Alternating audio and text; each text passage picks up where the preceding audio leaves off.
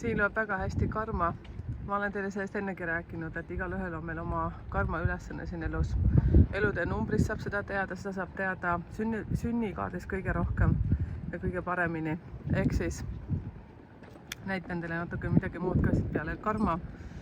Aga siis, kui me tuleme siia ilma, siis me võtame juba vanemate käest saadud ülesanded, mida me siin oleme andnud neile. Ehk siis ausõna peal, et me täidame nende karma ülesanded. Muidu me ei saaks tulla sellesse perekonda, kus me praegu oleme. Ja vahest me hoiamegi peast kinni, et miks just minuga sellised asjad juhtuvad, aga just seepärast, et sa oled teinud juba enne siia ilma tulemist oma vanematega kokkuleppe.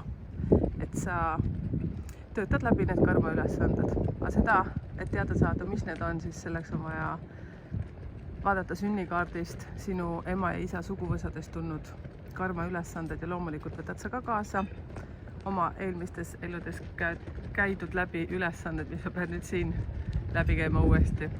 Ilusat päeva!